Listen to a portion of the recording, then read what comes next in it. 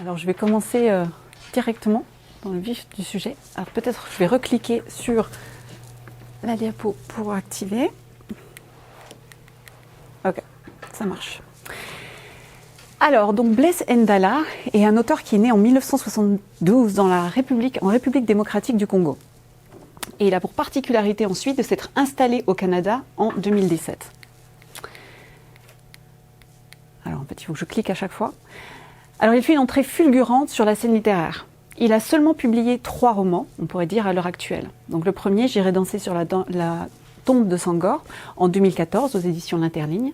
En 2017, donc Sans capote ni kalachnikov, aux éditions Mémoire d'Encrier. Et puis en 2021, Dans le ventre du Congo, aux mêmes éditions, Mémoire d'Encrier. Donc 3 romans seulement, et beaucoup de prix déjà à son actif. Donc notamment le prix du livre d'Ottawa, le prix d'Ivoire, le prix Amadou Kourouma. Et puis le roman qui nous occupe aujourd'hui, Sans capote ni kalachnikov, qui était finaliste du Grand Prix littéraire d'Afrique noire, finaliste du prix Trillium et lauréat du combat des livres. Alors ça, c'est important, on va le voir. Voilà. Alors à chaque fois, vous m'excuserez pour ce petit délai, parce qu'à chaque fois, il faut que ça passe tout le texte. Alors sa particularité à lui, c'est qu'il écrit donc des œuvres de fiction, bien évidemment, mais il réfléchit aussi sur cette dernière. Et comme je vais vous le montrer aujourd'hui, le roman réfléchit sur lui-même à travers finalement le livre qu'il met en scène. Et en fait, ce travail, il part d'un paradoxe que l'on retrouve chez tous les auteurs que j'étudie à peu près. C'est que leurs œuvres réelles sont primées, étudiées dans le monde entier, très connues. Et paradoxalement, les livres fictionnels qu'ils contiennent, eux, ne sont absolument pas connus et pas étudiés. Donc c'est ce paradoxe-ci, en fait, qui vraiment est au cœur de ma recherche. Alors pour vous donner un petit peu de contexte avant de passer à l'analyse d'une séquence narrative en particulier, donc qui se situe à la fin du roman, je vais vous donner un petit peu de contexte à travers les personnages et vous allez voir comment en fait tous ces personnages sont connectés au livre, d'une manière ou d'une autre. On commence par Fourmi Rouge, qui lui est l'auteur du carnet, donc le narrateur, qui va constituer les 3/4 du roman. Donc à l'époque de l'écriture du roman, il est en train de mourir du sida dans un hôpital de la province de Kapitipki-Sapiang, donc qui se situe en Cocanie, un pays fictionnel mais situé en Afrique. Il a fait partie donc de la milice du général Mokomboso, qui lui s'est opposé au gouvernement central du président Okangana à l'époque. Il a un cousin qu'on surnomme Petiche, mais dont le vrai nom est Corneille Zangolo Zakou. C'est lui qui va l'inciter à tenir un journal de guerre, en suivant son exemple à lui. Petiche, il a une particularité, c'est qu'il a pour livre de chevet Journal du Congo, d'Ernesto Guevara, donc un livre réel, et qui vraiment l'inspire, on le voit tout au long du roman. On en reparlera. Les 2 cousins ont une particularité. Donc ils ont cette figure tutélaire, littéraire, qui s'appelle l'oncle Victor. L'oncle Victor, c'est un professeur de français, à la base, mais qui disparaît. Et comment est-ce qu'il disparaît? C'est qu'en fait, il cherche à recouvrer les indemnités dues à sa famille, et notamment à cause de la disparition de son frère, donc le père de Fourmi Rouge, qui est mort dans l'éboulement du Mine. Et cet éboulement, en fait, était dû à la négligence de l'un des employés de la compagnie américano-canadienne Health Strike. Donc il essaye de recouvrer ces indemnités qui ont été perçues par le gouvernement, notamment par un ministre qui est le neveu du président en place et qui décide de garder l'argent pour lui. Donc l'oncle faisant un petit peu trop de bruit, étant un petit peu dérangeant, on le fait disparaître. Seulement les 2 cousins ne savent pas ce qui est arrivé, l'un au père, l'autre à l'oncle, et donc se lance à sa recherche. Et c'est aussi la raison pour laquelle ils décident de rejoindre la milice, pour retrouver leur oncle et pour aussi un peu le venger de ce qui lui est arrivé. Cet oncle, il a une particularité, c'est qu'il va leur transmettre la passion de la littérature et des livres. Donc lui, il est l'auteur du concept d'équilibre. Et il se décrit lui-même comme un esprit libre. Et on pourrait dire que c'est cet esprit libre, vous allez voir, qui plane sur le roman tout entier. L'oncle Victor, il a cette formule. Il dit « Au cœur de chaque bouquin qu'il mettait entre leurs mains se cachait un autre, le vrai, qu'il appartenait à chacun de découvrir au terme d'un voyage solitaire. » Donc leurs mains signifiant ses disciples, donc ses élèves, mais en particulier Petiche et Fourmi Rouge. Vous allez voir ici, et résumer en substance en fait toute ma thèse, c'est-à-dire qu'au cœur du livre se cache un autre livre, en fait une autre histoire, l'histoire dans l'histoire véhiculée par le livre dans le livre. Donc au niveau textuel, vous allez voir, et au niveau métatextuel, on a ce jeu. Alors, je continue. Donc, comme vous savez, Fourmi Rouge et donc son cousin, Petit-Ché, ont rejoint la milice du général Mokomboso et du commandant Rastadamus. Le général Mokomboso, lui, est l'auteur de la charte de la dignité africaine. Donc c'est important parce que tous ces personnages véritablement sont liés au livre ou à l'écriture. Il va être tué par son second, le commandant Rastadamus. Et en fait, ce qui est intéressant de noter dans l'histoire, c'est qu'à partir du moment où finalement l'auteur de la charte meurt, le mouvement va vraiment entrer en déliquescence. C'est-à-dire qu'on va avoir vraiment le chaos va s'installer, la province va obtenir le surnom de capitale du viol, véritablement le mouvement qui à la base était un mouvement légitime de revendication contre le gouvernement central va s'effondrer. Rastadamus va être incarcéré à la Cour pénale internationale de justice de La Haye à la fin du roman. On va le voir, ça a son importance. Enfin, autre personnage extrêmement important ici, qui nous occupe, c'est Véronique Quesnel. Véronique Quesnel, elle est québécoise d'origine. Elle a pour particularité, en fait, de militer pour l'indépendance du Québec. Et c'est notamment son père, donc sa famille proche, qui est à l'origine de ce mouvement. Donc elle, on l'a décrit comme ceci dans le livre. Elle avait fait de la lutte pour les siens un combat qu'elle portait au cœur des livres qu'elle avait écrits, après avoir parcouru des régions souvent éloignées de son lieu de naissance. Donc Véronique elle-même est décrite comme une auteure. Mais comme vous le voyez, si elle a l'habitude de pratiquer une littérature engagée, donc on va le voir, comme c'est le cas des deux narrateurs du roman, cette littérature se base sur des régions situées loin de sa réalité. Et ça a son importance, parce qu'en fait, elle va en donner une représentation presque fictionnelle. Et donc s'il y a proximité géographique, on va le voir dans ce cas, puisqu'en fait elle va notamment se rendre en Cocanie, donc ce pays fictif dont est originaire Fourmi Rouge et Petit-Ché. Cette proximité géographique va de pair avec une distance idéologique. C'est-à-dire qu'en fait, elle interprète leur combat à eux à travers son propre combat à elle, qui n'a rien à voir, puisque bien sûr, le Québec et la Cocanie étant deux entités bien différentes. Donc on pourrait dire que ces livres rendent compte de la vérité du sujet écrivant, donc sa propre vérité à elle. Oui, elle est, on va dire, sincère dans son combat, vouloir défendre les opprimés, mais au prix d'une représentation mensongère du sujet étudié. Donc elle va représenter en fait les individus sur lesquels elle écrit de manière biaisée. Moi encore. Alors,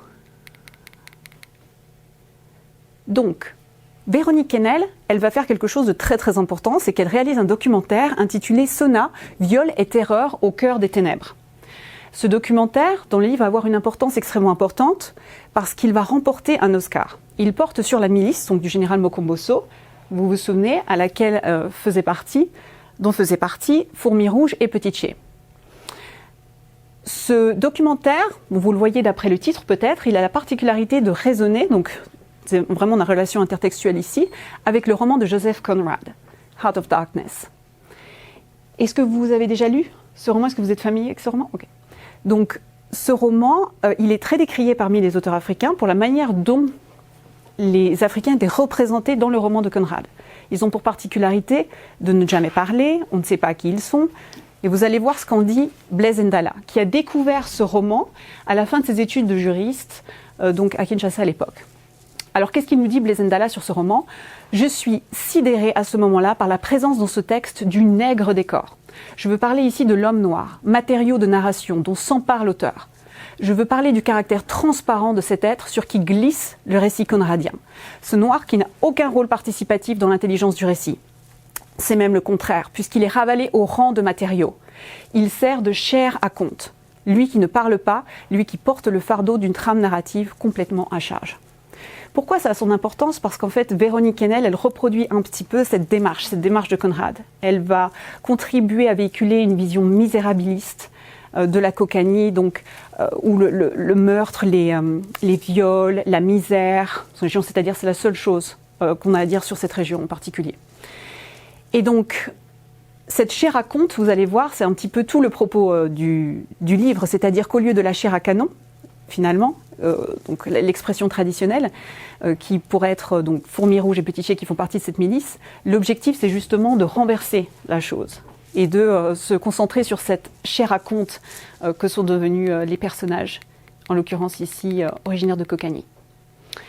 Ce documentaire, il est basé sur un mensonge. C'est très important, puisque Véronique Quesnel, elle va remplacer en fait Sona, qui était l'esclave sexuelle du général Mokomboso, qui a été tuée alors qu'elle cherchait à s'enfuir du camp de ses miliciens. Elle va essayer de la remplacer par sa sœur jumelle, Sanji, qui, elle, a échappé à ce massacre parce qu'elle était à la ville, à l'époque. Elle habitait en ville. Mais pour ce faire, Véronique doit d'abord convaincre la mère de Sanji de laisser sa fille partir avec elle. Elle en a perdu une, elle doit convaincre sa mère de lui donner l'autre. Et comment elle essaie de la convaincre? Par le biais du livre. Elle lui dit « C'était beau Montréal, il n'y faisait pas froid toute l'année, qu'est-ce qu'on ne lit pas de nos jours dans les livres ?» La veuve fondait en larmes, lâchait un oui à peine audible. Elle essaie ici de la convaincre de laisser sa fille partir avec elle à Montréal. Vous voyez déjà ici l'écart entre les livres et la réalité, puisque finalement, ils sont représentés, la réalité est représentée de manière mensongère dans les livres. C'est ce qu'on nous dit ici. Mais le paradoxe, c'était toute la subtilité du livre dans le livre, c'est que paradoxalement, en révélant le mensonge, le livre va aussi dire la vérité. Vous voyez, d'un côté, il est accusé de dire un mensonge, mais de l'autre côté, lui-même, par le biais de la mise en fiction du livre, révèle la vérité sur cette affaire. Ce mensonge, il va avoir une importance capitale, parce qu'en fait, c'est sur la base de ce mensonge que Petitché va en fait faire chanter Véronique Quesnel. Donc, il va la forcer à l'aider à publier son carnet de guerre. Ce carnet de guerre qui va devenir un livre à la fin du roman. Alors, il lui dit, son plan tenait en une proposition qui livra la Montréalaise sans passer par 4 chemins. De 2 choses l'une. Soit elle l'emmenait dans son pays où ils écriraient ensemble un livre renfermant son témoignage et tous les renseignements que recelait son carnet de guerre, notamment la localisation des fosses communes où des centaines de victimes civiles avaient été enfouies par les rebelles pendant le conflit. Donc ici, vous voyez déjà, premier pendant, entre guillemets, de ce marché. Au niveau textuel, vous voyez déjà, donc c'est toujours en fait ce jeu entre le niveau textuel et métatextuel dont je parle ici. Vous avez l'histoire, donc de prime abord, l'histoire de surface, et le livre, dans le livre, en fait, raconte une autre histoire. Et c'est de ça dont je parle quand je parle de niveau métatextuel. Donc au niveau textuel, le livre en devenir ici promet de révéler la vérité sur l'histoire. Donc l'histoire parce qu'il va véritablement révéler la localisation des fosses communes, en l'occurrence, qui vont permettre au commandant Rastadamus d'être jugé puisqu'il a été incarcéré à La Haye. Et puis au niveau métatextuel aussi, puisqu'il va révéler l'histoire du livre cocanien, donc le livre qu'il est en train d'écrire, et qui a été ici coécrit par la puissance occidentale, entre guillemets. Donc vous voyez, comme au niveau textuel, il parle de l'histoire avec un grand H, mais au niveau métatextuel, il parle de sa propre histoire, comment en fait il a été publié lui-même. Alors, deuxième option qu'il donne à Véronique Quesnel, donc ce n'est pas vraiment une. Soit Véronique Quesnel refusait son offre et s'exposait aux mesures de représailles que l'ancien caporal mettait sur la table avec la froideur et l'assurance d'un chef mafieux. Il se tournerait vers un autre occidental. Ce ne sont pas les Blancs qui manquaient dans la région. Convaincu que le contenu de son carnet laisserait peu de gens indifférents, il avait juré qu'il trouverait en cet autre allié à la fois le futur co-auteur de son livre et celui ou celle qui l'aiderait à mettre fin à l'opération d'enfumage dans laquelle avait trempé la documentariste. Donc on voit ici l'immoralité, en fait, elle est un petit peu des deux côtés. Puisque d'un côté, on a Véronique, qui, en cherchant à vendre son film, en fait, va mentir, éhontément, mais aussi Petitché, qui, lui, cherche à vendre son livre. Donc ici, vous voyez, le blanc et le noir sont des deux côtés. Et finalement, l'ironie du sort, c'est que comme Véronique a forcé la mère de Sanji, on vient de le voir, à accepter son marché, donc de finalement lui vendre sa fille, eh bien, elle-même, Véronique, va être obligée d'accepter le marché de Petitché et de l'aider à copublier son livre. Autrement, c'est sa réputation qui sera complètement ruinée.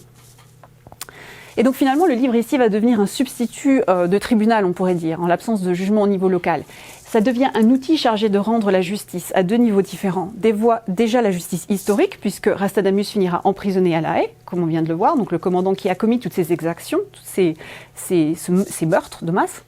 Mais aussi une justice littéraire, parce que le carnet inconnu de Petitché en Kogani va devenir en fait un livre très populaire au Canada, comme on va le voir. Et donc, une alliance contre nature, c'est comme ça que je l'appelle, va en fait se créer finalement autour de ce livre, qui s'appelle « La guerre sans la détester ». Donc le livre va être réellement publié et il va connaître un grand succès au Canada. Ici, je vais me concentrer sur une séquence narrative donc, qui a lieu à la fin du roman, et qui porte notamment sur une émission que vont faire donc Petitché et Véronique Quesnel pour promouvoir leur livre. Christiane Charette est la présentatrice de cette émission. Et qu'est-ce qu'elle nous dit ? À l'heure dite, c'est une Christiane Charette tout sourire qui annonce aux téléspectateurs que, contrairement aux usages, l'émission du jour sera consacrée non pas à un, mais à 2 invités. Il en sera ainsi car les deux font la paire d'une certaine manière. En tout cas, le motif qui a concouru au choix du duo qu'ils constituent repose sur le besoin de les entendre encore une fois d'un même souffle, mais cette fois de vive voix.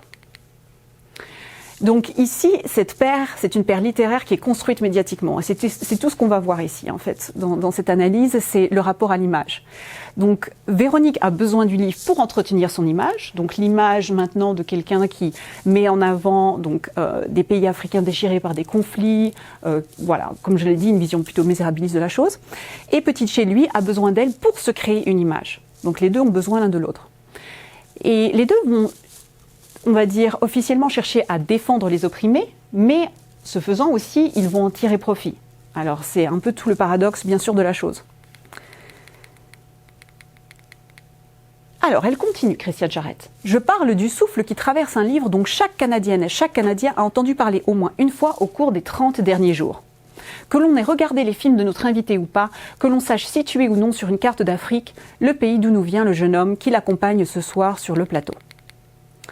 Alors, qu'est-ce qu'on peut dire déjà ici de la manière dont Christiane Charette va présenter ces deux auteurs, donc ses co-auteurs? On a ici la construction d'une image qui est asymétrique dès le départ, puisqu'on a Véronique, l'invitée, donc qui est décrite comme une réalisatrice, c'est-à-dire ce qu'elle fait, qu'on ait vu ses films ou pas, alors que Petit Chez, lui, est renvoyé à son pays, d'où il vient. Donc on voit déjà la différence de traitement médiatique des deux auteurs. Et cette image, elle va impacter l'imaginaire collectif canadien. Et comme vous le voyez, c'est ce qu'elle dit, tout le monde, un livre dont chaque Canadien et chaque Canadienne a entendu parler au moins une fois au cours des 30 derniers jours. Mais qu'est-ce qu'on peut dire ici? C'est que cette connaissance du livre reste superficielle, puisqu'en fait, ils savent ce qu'on dit de lui, mais pas ce qu'il est. Et vous allez voir, c'est très important parce qu'en fait, c'est la même chose qui s'applique à son auteur Petit Chez. C'est-à-dire que, on va le voir ici. Donc on continue. À peine maquillée, comme à son habitude, mais rayonnante de fraîcheur dans une robe d'un vert clair que met en valeur une belle écharpe blanche parsemée de petites girafes noires, Véronique Quesnel a pris place dans un des 2 fauteuils pourpres de l'émission 1 heure sur le tapis rouge.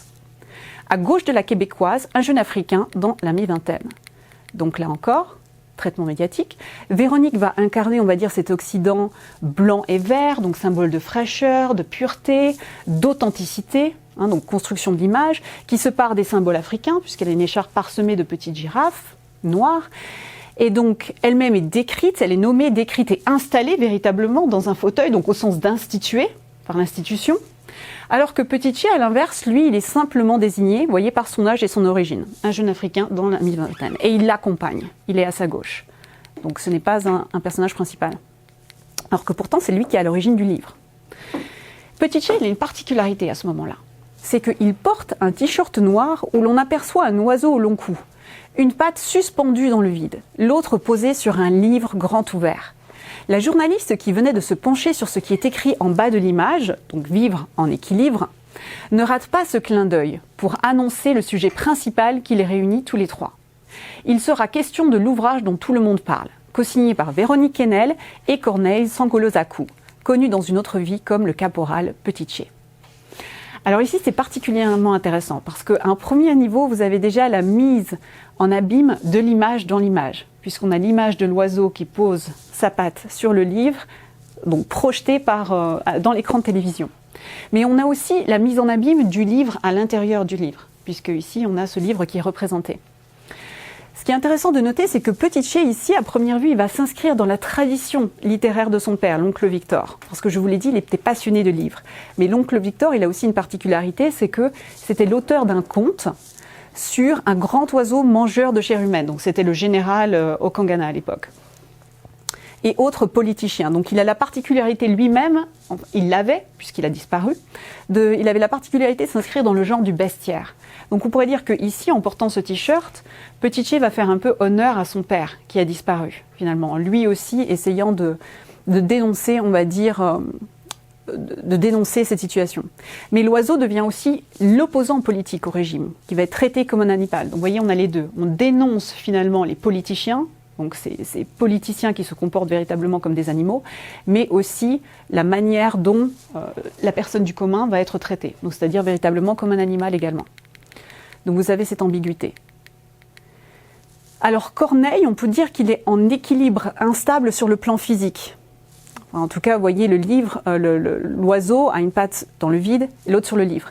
Mais il est en équilibre sur le plan symbolique. Je ne sais pas si vous vous souvenez, mais c'est le concept qu'a développé son père, ce concept d'équilibre. Parce qu'en fait, ici, on a un oiseau qui se situe entre le père qui n'a jamais pu qu'écrire, donc ça c'est important, le père n'a jamais réussi à publier. Et pourtant, c'était vraiment l'un de ses rêves, l'un de ses objectifs. Mais comme lui-même, en fait, utilisait cette expression, quand on est un rat de bibliothèque en Cocanie, c'est absolument impossible de publier. C'est déjà difficile de le faire à Paris, à New York, il cite ces exemples dans le livre, mais alors en Cocanie, autant dire que c'est absolument peine perdue. Il n'existe pas de possibilités pour l'auteur local. Encore moins quand il essaye de décrire, vraiment de critiquer le régime en place. Mais aussi donc le fils qui a réussi à publier. Donc vous avez en fait ce jeu ici, entre le père qui n'a pu faire qu'écrire et le fils qui finalement a pu publier. Donc vous voyez, au niveau textuel, on va dire que le livre cherche à rendre justice au père abattu par le régime en place. Donc, à travers son livre, il va rendre compte des exactions aussi commises par la milice. Donc, il y avait véritablement une volonté de rendre la justice. Mais au niveau métatextuel, il s'agit aussi de rendre justice au père littéraire. Et en fait, c'est tout l'intérêt, ce que je disais, entre Cher à Canon et Cher à Conte. C'est que, donc, au niveau textuel, on se concentre toujours sur ce conflit, sur ce père qui a disparu à cause du conflit, à cause de cette situation politique qu'il essayait on va dire, contre lequel il s'est élevé. Et au niveau métatextuel, le père, lui, le fils, ne pouvant pas rendre la justice à proprement parler, la rend de manière symbolique, littéraire, en publiant. Alors, elle continue, Christiane Charette. Mais votre ordre nouveau, celui que vous racontez dans ce livre, ressemble plutôt à un cauchemar, je dirais même à un enfer, monsieur Zangolozakou. Vous avez parfaitement raison, madame Charette. C'est d'ailleurs tout le sens que revêtent les mots par lesquels commence le livre. D'un geste preste, la journaliste ouvre le bouquin, dont elle lit à voix haute les premières lignes.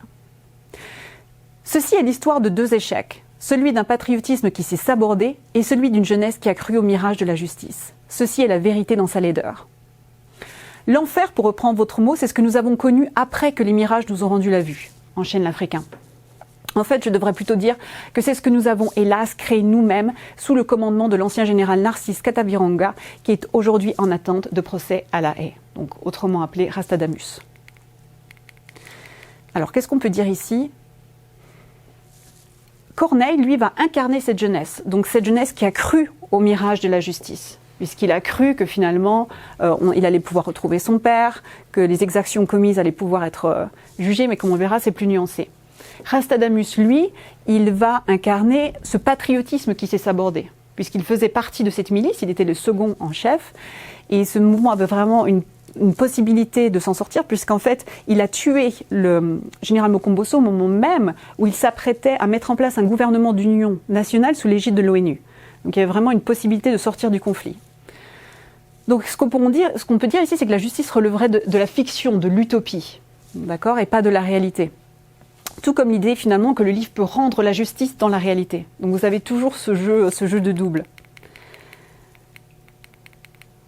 Donc l'injustice au niveau local, donc souvenez-vous, les exactions commises donc contre les locaux, le fait que l'oncle Victor, on n'a même jamais retrouvé son corps, donc bien sûr lui-même n'a pas obtenu justice, est remplacé par l'idéal de justice au niveau international, donc véhiculé par le livre et puis aussi directement parce que Rastadamus est incarcéré à la Cour pénale internationale de La Haye.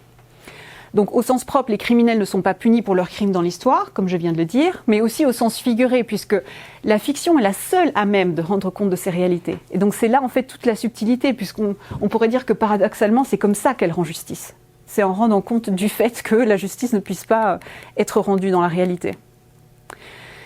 Et Corneille va établir ce pacte de vérité avec ses lecteurs dès les premières lignes de son livre. Et ici, vous voyez cette expression, les mirages nous ont rendu la vue. On pourrait dire que c'est la fiction qui rend la vue à la réalité. C'est de ça dont il parle, en la dépeignant telle qu'elle est, donc en disant la vérité, là où la réalité, elle ne sert que le mensonge. Et donc la mise en scène de cette réalité suggère aussi une vérité plus générale. C'est le caractère universel en fait de ce qui se passe en Cocanie. Et c'était un peu aussi l'objectif de Blaise Ndala en choisissant un pays fictif. C'est de se dire que ce qui se passe là-bas peut se produire n'importe où.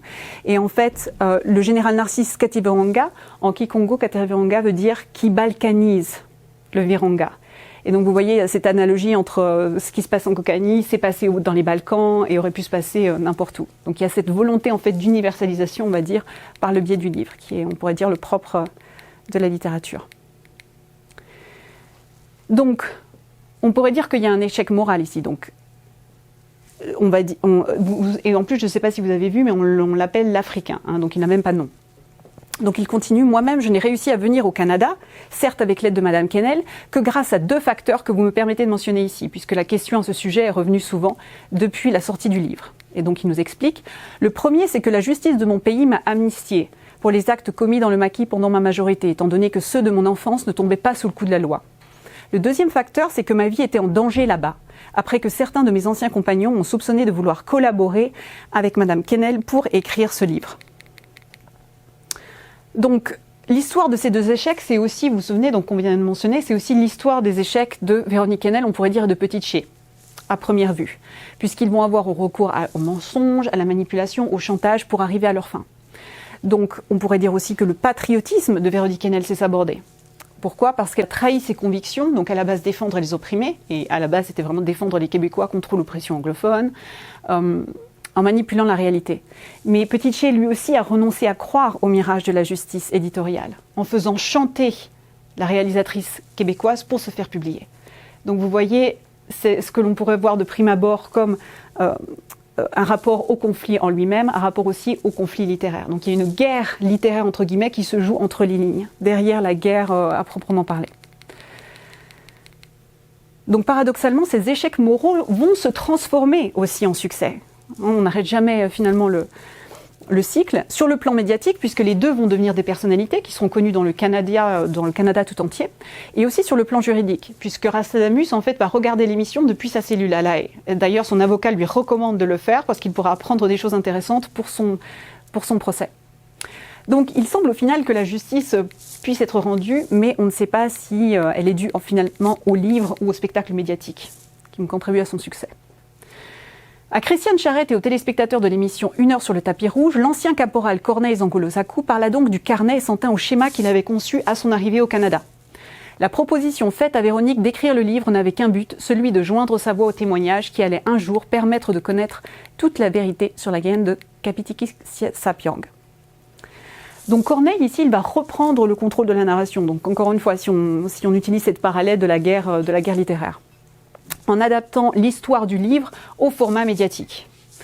Donc ici, on pourrait dire que l'immoralité du carnet, vous vous souvenez, qui finalement exploite en dénonçant, donc on pourrait dire qu'en fait, il va dénoncer les exactions commises par la milice du général Mokomboso uniquement pour obtenir un statut d'écrivain, est remplacé par la moralité du livre, qui va dénoncer en exploitant. Vous voyez, donc la subtilité de la chose, c'est-à-dire qu'il y a toujours cette ambivalence. C'est-à-dire que dans un cas, on exploite en dénonçant, de l'autre, on dénonce en exploitant.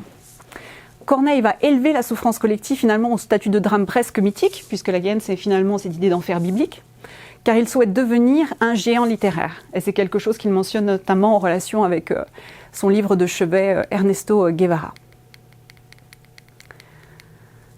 C'était à ses yeux, fit-il valoir, la seule possibilité de parvenir à cette chose fuyante que l'on nommait justice. Chose qui se faisait tant désirer dans cette partie du monde où il avait vu le jour. Chose à laquelle un certain Victor Zangolo-Zakou, alias Victor Hugo, ce professeur de français adulé de ses élèves, ce père qui lui avait transmis la passion des livres sans en publier un seul, avait sacrifié sa vie.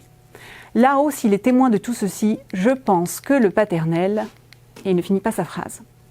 Et donc ici, on pourrait dire que Petit Ché a enfin rendu justice à son père, en dénonçant les injustices perpétrées dans son pays, mais aussi en publiant, ce que son père n'a jamais parvenu à faire, comme je l'ai déjà mentionné. Et donc finalement, le jeune homme décide de changer de camp, donc il va quitter les rangs, à proprement parler, de la milice du général Rastadamus, pour rejoindre, on pourrait dire, d'un point de vue figuré, l'armée littéraire occidentale, pour remporter en fait sa guerre littéraire. Il en a besoin, il a besoin de changer de camp, véritablement. Vous serez sans doute surprise, donc ça c'est Véronique qui conclut l'émission, en disant « Ce n'est pas moi qui ai convaincu Corneille d'écrire la guerre sans la détester. Alors que j'étais en route pour le Rwanda voisin, en vue d'un projet dont je ne dévoilerai pas les détails ce soir, j'ai voulu passer quelques jours à Cap, chez mon ami le docteur Etchegaray de la Croix du Sud. Corneille avait appris par ouï dire que j'étais de retour, et il n'a pas hésité à venir frapper à ma porte. La suite se résume dans ce livre qui est traversé par sa voix, sa plume si singulière, ses rêves, ses désillusions, mais surtout par son incroyable instinct de survie. Corneille. Donc, l'auteur-réalisatrice ici, elle va déjouer les attentes du public, puisqu'on pourrait se dire que de manière stéréotypée, le public canadien va estimer qu'en fait c'est plutôt elle qui a écrit le livre et puis que finalement Petitché n'en est que le co-auteur, alors que finalement le co-auteur, c'est l'inverse qui se produit. Et donc ici, c'est la publication du livre. C'est important, ça, il y a vraiment une nuance. Et non sa création, qui pourrait être, on va dire, le stéréotype auquel on s'attend, qui est rendu possible par l'Occident. Et ce refus de se mettre au centre, on pourrait le voir comme en fait un geste stratégique de la part de Véronique, si on pense à nouveau à cette histoire de guerre littéraire, en lui permettant d'éviter l'accusation de récupération, puisqu'elle ne veut surtout pas qu'on l'accuse d'avoir instrumentalisé ou de s'être servi de ce conflit en Cocagne pour servir ses objectifs à elle. Et donc elle va se protéger du soupçon d'avoir fabriqué littéralement le témoignage de Petitché. Et donc, ce faisant, qu'est-ce qu'elle fait? Elle crédibilise son authenticité. Et c'est en fait un double jeu, puisque c'est aussi l'authenticité de son ouvrage à elle, puisqu'elle en est la co-autrice. Donc elle sert malgré tout ses propres intérêts en faisant ça. Et donc, comme elle le dit, le rencontre à Cap, donc cette rencontre qui va en fait permettre à Petitché de la faire chanter, pour faire publier son livre, relèverait du hasard et non d'un plan qu'elle aurait ourdi. Et Corneille, donc lui, se serait saisi de cette opportunité, donc généralement, littéralement comme un commandant se saisit d'un moment opportun pendant la guerre, et pour remporter une victoire décisive, en réalité, puisque on pourrait dire même qu'il a remporté la guerre, qui devient le livre devenant la prolongation de son combat littéraire. Et on le voit ici, puisque finalement, au-delà du contenu du livre, cette voix, ce livre est traversé par sa voix, sa plume si singulière, ses rêves, ses désillusions, mais surtout par son incroyable instinct de survie. Donc c'est vraiment, ce livre, c'est lui, en fait, véritablement. Et on va voir, c'est ce que je vais vous parler dans la conclusion, c'est à quel point le livre, en fait, devient presque une anthropomorphisation de son auteur. Donc on a une véritable reconfiguration identitaire qui va s'opérer après la sortie de ce livre. Donc, il faut savoir qu'après la sortie du livre, Petitché va obtenir un emploi de libraire à Ottawa. Donc il dit, malgré la sortie du livre, il n'était pas question pour lui de se dévoiler complètement devant ses collègues de la librairie La Virgule, dans le quartier touristique du Marché Bi à Ottawa, où il avait décroché un emploi d'aide-libraire. Donc c'est intéressant ici parce que il travaille toujours pour l'industrie du livre, donc cette fois non pas en tant qu'auteur, mais il sert littéralement le livre en tant que libraire. Mais la librairie n'est pas le lieu du dévoilement, c'est tout l'inverse. C'est l'endroit où se vend le livre. Finalement, c'est là où se construit son image. Comme on l'a vu à travers la télévision, la librairie, c'est exactement la même chose. C'est là où le livre est présenté d'une certaine manière, où son image est construite pour sa vente. Donc, pour les touristes littéraires, en quête de sensations fortes, on pourrait le dire ici. Donc c'est tout le paradoxe. Des collègues qui affichaient à son égard une curiosité qui lui rappelait celle des fonctionnaires d'Immigration Canada, le jour de son arrivée en sol nord-américain. À combien plus forte raison savait-il que dans un pays qui lui offrait d'écrire à 25 ans une page nouvelle de sa vie, se mettre à nu sur un plateau de télévision eût été un acte aussi insensé que suicidaire. Donc c'est intéressant parce que révéler la vérité sur le livre, et vous savez, le livre, vraiment son objectif c'est de dire la vérité, on pourrait dire la littérature, équivaudrait à se suicider sur le plan littéraire, déjà, en jetant le doute finalement sur la sincérité de sa démarche, donc on va commencer à douter du contenu du livre, mais aussi sur le plan humain, puisque lui-même vient d'écrire une nouvelle page de sa vie. Donc vous voyez, se mettre à nu, révéler la vérité, reviendrait littéralement une forme de suicide à ces deux niveaux. Et ce qui est intéressant ici de constater, c'est que sa vie est comparée aux pages d'un livre qui s'écrit. Et donc ce livre qu'il a écrit qui va lui permettre littéralement d'écrire un nouveau chapitre de sa vie. Donc on pourrait dire que le livre est anthropomorphisé ou l'homme est livromorphisé d'une certaine manière. Donc si Petitché ne peut pas se livrer dans l'univers du livre, vous l'avez vu, il ne peut pas se dévoiler par exemple dans la librairie, qui est pourtant l'espace du livre à proprement parler, c'est aussi parce que c'est un personnage de papier, on pourrait dire, un personnage de fiction. Donc vous voyez ici, il y a aussi ce jeu entre la réalité et la fiction, puisque j'en parle comme si c'était un personnage réel, mais ça reste un personnage de papier, un personnage de fiction à proprement parler. Et donc c'est dans ce contexte, dans le contexte de la fiction, et non dans la réalité, qu'il peut changer de vie, autrement dit d'identité. Vous voyez? Donc c'est finalement en tant que personnage de fiction qu'il peut influer sur sa réalité. Si vous me suivez. Et donc il dit, avec l'écriture de son livre témoignage, le néo-canadien avait probablement tourné la dernière page du premier chapitre d'une vie riche en péripéties. Donc encore une fois, l'analogie entre l'individu et le livre. Donc le livre ici devient un espace de liberté qui va permettre à l'écrivain de prétendre à une autre identité. Vous voyez, maintenant il est devenu un néo-canadien, donc il a abandonné son identité entre guillemets de cocanien, il laisse derrière lui ce passé. Et donc il épouse une autre identité en épousant un autre pays. Et à l'homme aussi de construire sa propre trajectoire narrative, puisque véritablement il ouvre un nouveau chapitre de sa vie. Donc vous avez ici les deux conjugués à nouveau. Sur un premier plan vous avez l'homme et sur un deuxième l'écrivain. Donc l'identité même du livre qualifié de témoignage, je lui dis, tiendrait donc à cela, à la fois parce qu'il renferme donc les expériences vécues de son auteur, donc ça c'est un premier niveau de lecture, et un autre niveau de lecture parce que son existence même lui permet d'en vivre d'autres. Vous voyez, c'est ce livre qui va lui permettre de changer de vie, d'accéder à un autre pays, d'accéder à autre chose. Et d'ailleurs, au Canada, il va rejoindre Sanji. Donc vous vous souvenez, la jeune jumelle que Véronique Enel a emmenée avec elle à Montréal, et c'était son amour de jeunesse. Donc finalement, il va retrouver aussi, renouer avec cet amour, à la fois l'amour du livre qu'il a toujours eu, mais aussi son amour de jeunesse. Donc ça, c'est aussi un autre aspect que je ne vais pas développer ici. Et donc juste, voilà, pour finir. Donc si l'écrivain, on pourrait dire, donne vie au livre, donc ce qui est le propre, bien sûr, de l'écrivain, le livre, en retour, donne une nouvelle vie à l'écrivain. Donc il y a toujours cet aller-retour.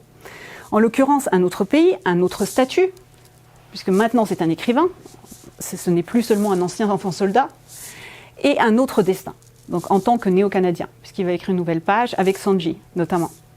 Et donc le livre permet à Petit-Ché de devenir, on va dire, ici en l'occurrence, véritablement un écrivain de la diaspora. Et Blaise Ndala lui-même se qualifie d'écrivain canadien d'origine congolaise. Et donc c'est là où aussi on peut faire le parallèle entre la fiction et la réalité, qui n'est pas l'objet de cette présentation, mais en voyant les analogies entre justement le personnage de fiction et Blaise Ndala, l'écrivain réel, qui en fait, exactement comme son personnage, avait déménagé au Canada et finalement, au Canada, a pu accéder à ce statut d'écrivain auquel il aspirait. Et voilà, je m'arrête ici.